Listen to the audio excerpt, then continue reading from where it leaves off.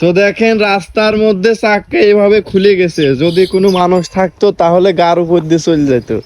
তো আমরা যারা রাস্তা দিয়ে চলাচল করি তারা অবশ্যই সাবধানের সাথে চলাচল করব, যেন নিজের ক্ষতি না হয়।